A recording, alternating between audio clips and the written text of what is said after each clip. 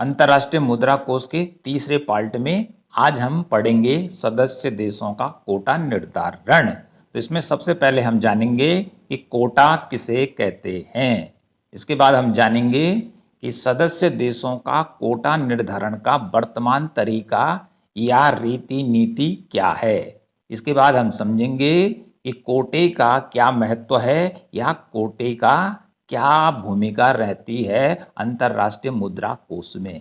इसी के साथ हम जानेंगे कि किन किन देशों का कोटा अधिक है और भारत का वर्तमान में अंतर्राष्ट्रीय मुद्रा कोष में कोटा कितना है। परीक्षा की दृष्टि से यह टॉपिक बहुत ही महत्वपूर्ण है, लेकिन आपने करना क्या है, आपने इसको ध्यानपूर्वक सुनना है, समझना है और कॉपी में लिखना है और बार बार इसको याद करने की कोशिश करनी है। लेकिन समझने की ज़रूरत बहुत ज़्यादा होती है, इसलिए आपको यहाँ पर सदस्य देशों का कोटा और अन्य जो बातें इसमें आने वाली हैं बहुत ही साधारण भाषा में मैं आपको पढ़ाने वाला हूँ। तो चलते हैं सीधे अपने टॉपिक की ओर। तो सबसे पहले समझते हैं कि कोटा किसे कहते हैं। कोटा किसे कहते हैं तो सामान्य से सामान्य शब्दों में इसे कहा जाएगा सदस्यता शुल्क। जब भी कोई कंट्री IMF की मेंबर बनती है या सदस्यता ग्रहण करती है तो उसे वहाँ कुछ पूंजी जमा करनी होती है और वह पूंजी जो कि सदस्य देश द्वारा IMF के पास जमा की जाती है उसे ही उस देश का कोटा कहते हैं। तो सदस्यता शुल्क तो हमने सामान्य भाषा में बताया आपको।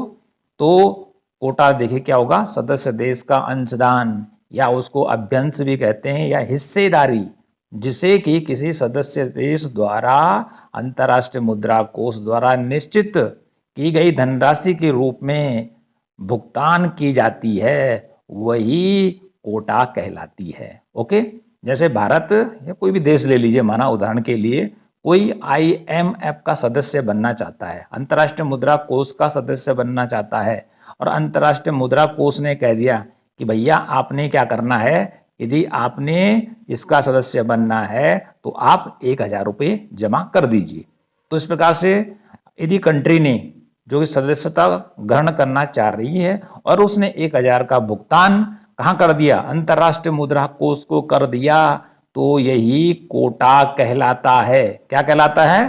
कोटा कहलाता है। तो इस प्रकार से जो सदस्यता शुल्क है या जो हिस्सेदारी है, अभ्यंश है, यह कोटा कहलाती है। ओके, क्या कहलाती है? कोटा। और कोटा की जो गणना करता है अंतर्राष्ट्रीय मुद्रा कोष, वह SDR के रूप में करता है। किस रूप में करता है?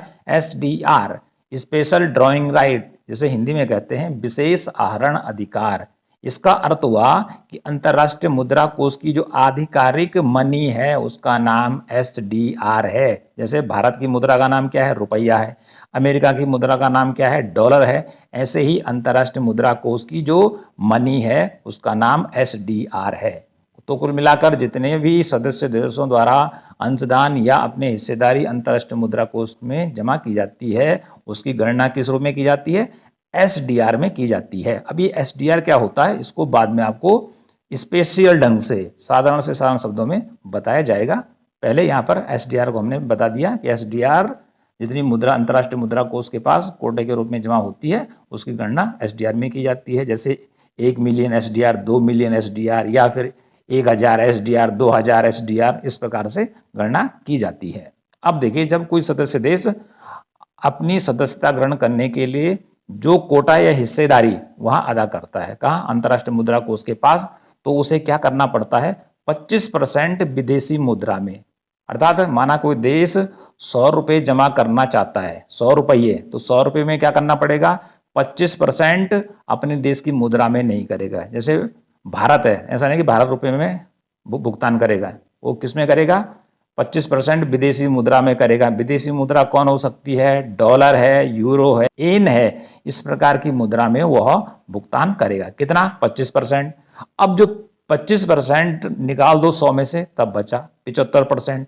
और 75% या 75 राशि अपने देश की मुद्रा में करेगा। यानी कि भारत यदि जमा करना चाहता है तो 75 रुपये क्या करेगा?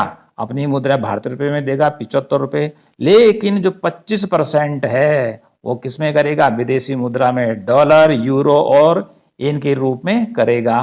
तो इस प्रकार से जो विदेशी मुद्रा है किस नाम से जाना जाता है? रिजर्व ट्रेंच कहते हैं इसको। क्या कहते हैं? रिजर्व ट्रेंच कहते हैं अंतर्राष्ट्रीय मुद्रा कोष की भाषा में। तो कुल मिलाकर जब कोई सदस्य देश अंतर्राष्ट्रीय मुद्रा कोष का सदस्य बनता है तो शर्त है कि 25% जो भुगतान करेगा कुल राशि का वो विदेशी मुद्रा में करेगा, चाहे वो डॉलर में करे, चाहे यूरो में करे, चाहे येन में करे, ओके। और 25% जो राशि है अपनी देश की मुद्रा में करेगा। तो इस प्रकार से 25 प्लस 75 इज इक्वल टू 100% हो गया कि कोटा किसे कहते हैं, ओके। और कोटा जब जमा किया जाता है तो कितना कितना किस किस रूप में वहां पर जमा करना होता है। कोटा को समझने के बाद अब बात आती है कोटा निर्धारण का तरीका एवं भार। यानी कि वर्तमान में कोई भी जो मेंबर बनना चाहता है अंतर्राष्ट्रीय मुद्रा कोष का तो उसका कोटा निर्धारित करने का कौन सा तरीका है और किस किस मद को कितना कितना भार दिया जाता है। तो कोटा निर्धारण का जो वर्तमान मेथड है अंतर्राष्ट्रीय मुद्रा कोष का वह है, पहला, सदस्य देश का सकल राष्ट्रीय उत्पाद। कुल मिलाकर देश की जीडीपी देखी जाती है, सकल घरेलू उत्पाद देखा जाता है, ठीक है, कि उस देश का सकल घरेलू उत्पाद कितना है। अब किसी देश का ज्यादा होगा तो उसका कोटा भी ज्यादा बनेगा भैया, और जिसका कम होगा तो उसका कोटा भी कम बनेगा। तो कुल मिलाकर सदस्य देश का सकल राष्ट्रीय उत्पाद जो कि बाजार मूल्य पर एवं क्रय शक्ति समता पर आधारित होता है और उसको 50% या 50% भार दिया गया है। कोटे में सबसे ज्यादा महत्व किसका है? किसी देश की जीडीपी का है। दूसरा रहता है आर्थिक खुलापन।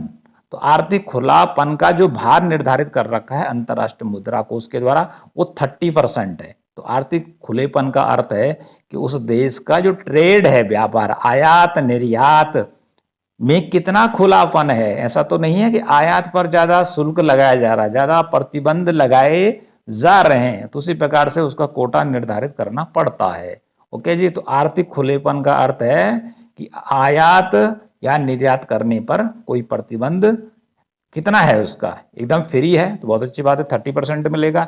यदि प्रतिबंध बहुत ज्यादा लगा रखे हैं फिर उसको घटाना पड़ेगा, तो उसका कोटा भी वैसे धीरे धीरे क्या बनेगा, कम बनता चला जाएगा। अगला है आर्थिक परिवर्तनशीलता, इसको 15% भार दिया गया है। तो आर्थिक परिवर्तनशीलता क्या होती है?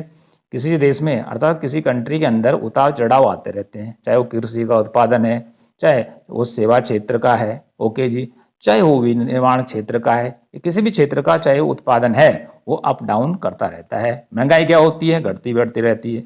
इसी प्रकार से उसका व्यापार भी अप डाउन करता रहता है, ठीक है। तो इस प्रकार से जो आर्थिक परिवर्तन या आर्थिक जो विविधता होती है वह कैसी रहती है? यदि ज्यादा उतार चढ़ाव रहता है, ठीक है, या कम रहता है तो उसी हिसाब से इसको भार देना पड़ता है। तो कुल मिलाकर अधिकतम भार जो निर्धारित कर रखा है आर्थिक परिवर्तनशीलता का वह 15% या 15% है।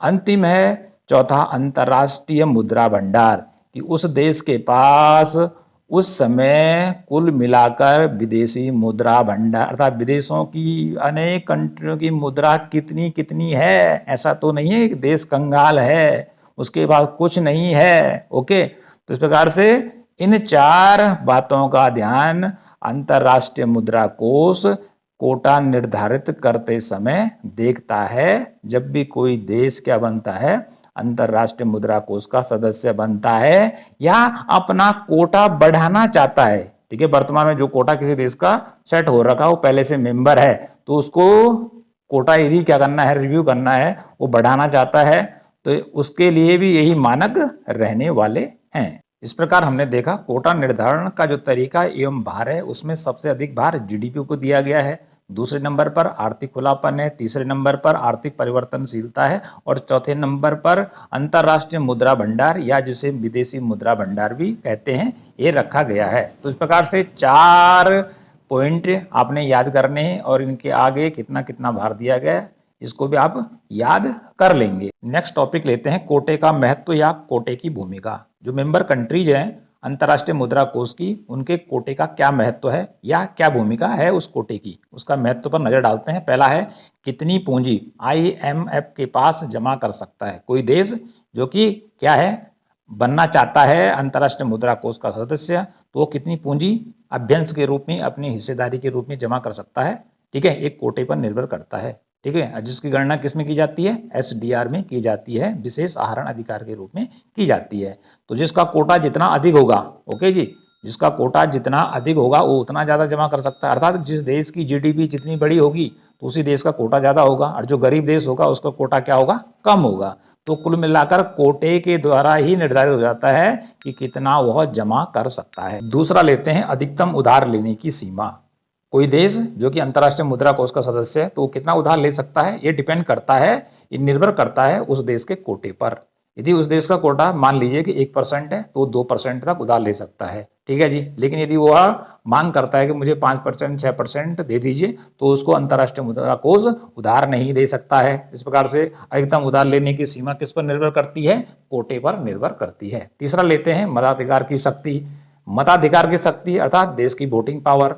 देश की वोटिंग पावर अंतर्राष्ट्रीय मुद्रा कोष में उस देश की सबसे ज्यादा होती है जिसका की हिस्सा ये हिस्सेदारी या जिसकी पूंजी सबसे ज्यादा अंतर्राष्ट्रीय मुद्रा कोष के पास है, उस देश की वोटिंग पावर सबसे ज्यादा होगी। तो ये कोटे के ऊपर निर्भर करता है, मतलब जिन जिन देशों का कोटा जितना जितना अधिक होगा तो उन देशों की वोटिंग पावर या वोट देने की शक्ति क्या होगी, अंतर्राष्ट्रीय मुद्रा कोष में ज्यादा होगी।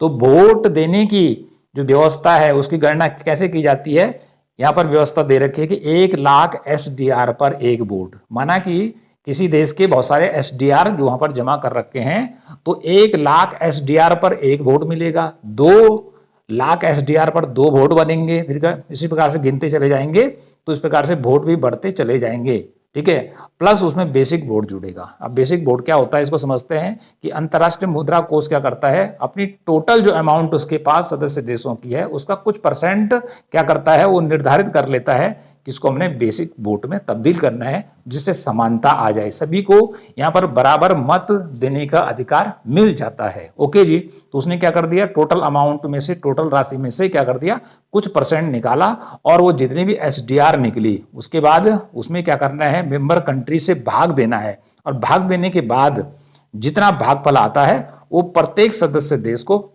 क्या मिलेंगे, बेसिक वोट मिल जाएंगे। तो बेसिक वोट चाहे किसी देश का कोटा ज्यादा हो चाहे कोटा कम हो वो सबको बराबर ही मिलते हैं। तो basic vote plus 1 lakh SDR पर इस प्रकार से गणना की जाती है। ओके जी, तो कुल मिलाकर कहने का अर्थ क्या है, मताधिकार की जो शक्ति है, देश की वोटिंग पावर, वोटिंग जो कैपेसिटी है, कितना वोट कोई दे सकता है अधिक से अधिक, ये निर्भर करता है उसके कोटे के ऊपर।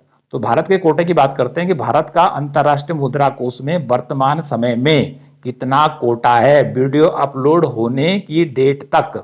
तो भारत का जो कोटा है अंतर्राष्ट्रीय मुद्रा कोष में मात्र 2.76% है। कितना है, 2.76% है।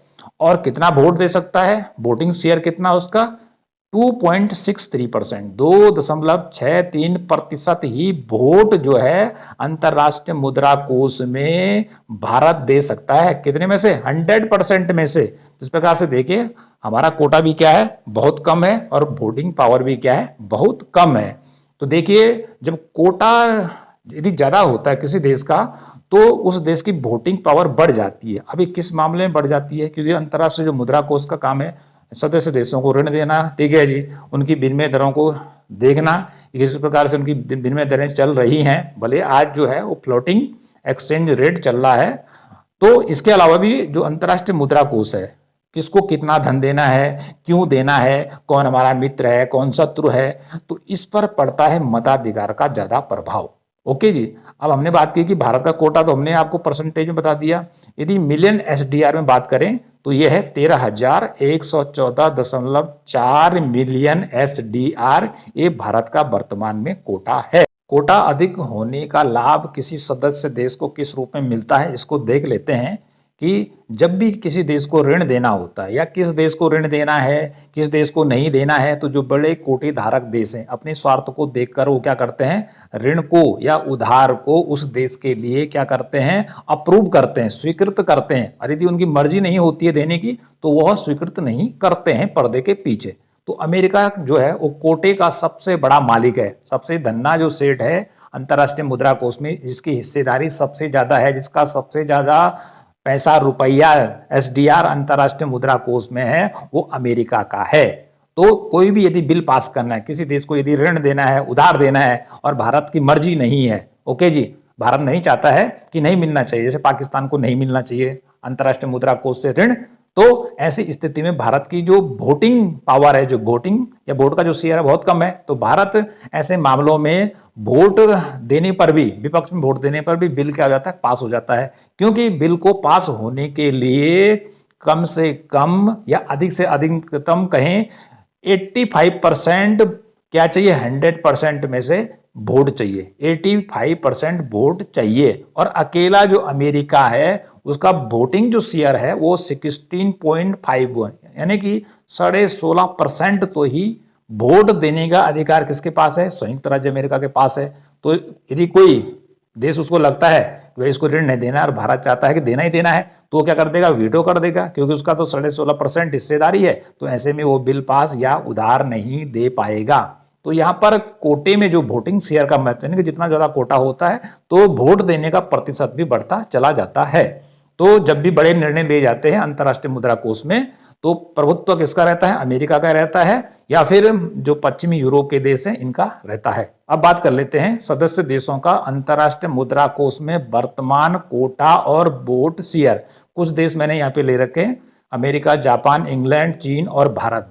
तो इस प्रकार से आप देखेंगे अमेरिका का जो कोटा है वो है 17.44% और वोटिंग शेयर कितना वोट दे सकता है, 16.51%। तो कुल मिलाकर अंतर्राष्ट्रीय मुद्रा कोष में कोटा जो है अमेरिका का हमने परसेंटेज में लिखा हुआ है और वोटिंग शेयर कितना वोट वो दे सकता है वो भी लिखा हुआ है। तो सबसे ज्यादा कोटा अमेरिका का है तो वोट भी सबसे ज्यादा वही दे सकता है। अगला हमने जापान का लिखा है, उसका देखिए आप 6.47% है और वोटिंग शेयर कितना है, 6.14% है। आप इंग्लैंड पे नजर डाल सकते हैं, चीन पे नजर डाल सकते हैं और भारत की मैं बात कर चुका हूं। भारत अंतर्राष्ट्रीय मुद्रा कोष में 8वां बड़ा कोटा धारक देश है, यानी कि विश्व में जितनी मेंबर कंट्री है 191, उनमें भारत का जो कोटा है वो कितना है, 2.76% है। लेकिन 8वां बड़ा देश है जो कि अंतर्राष्ट्रीय मुद्रा कोष का कोटा धारक है।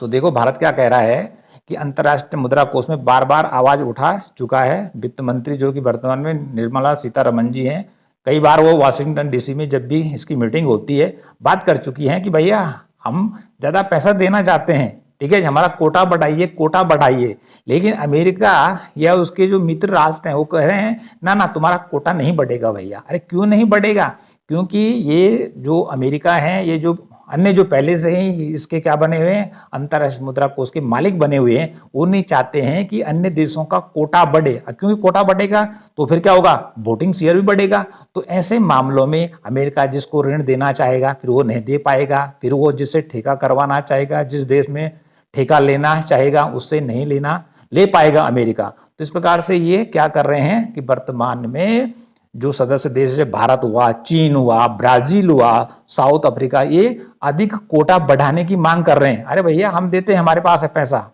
बढ़ाइए कोटा बढ़ाइए। लेकिन अमेरिका कह रहा है ना भैया हम नहीं बढ़ाएंगे। अरे क्यों नहीं बढ़ाएंगे, क्योंकि ये इसका क्या बना रहना चाहते हैं, ये इसके बॉस बना रहना चाहते हैं और इसका फायदा उठाना चाहते हैं। तो इस प्रकार से आप देख लेंगे जीके की दृष्टि से भी और किसी भी एग्जाम की दृष्टि से कि किस प्रकार से अंतर्राष्ट्रीय मुद्रा कोष में कोटे का निर्धारण होता है, कोटे की क्या शर्तें होती है, कोटा क्या होता है, किस देश का कोटा अधिक है, ठीक है जी, और कुछ कंट्रियां मैंने यहाँ पर बता दी। आई होप ये वाला टॉपिक आपकी समझ में आ गया होगा, क्योंकि याद करने वाला टॉपिक है, समझने वाला टॉपिक है, तो इसको थोड़ा सा आप समझ लेंगे, ठीक है जी, रिपीट भी कर लेंगे, लिख लेंगे, पढ़ लेंगे। तो मिलते हैं नेक्स्ट टॉपिक में।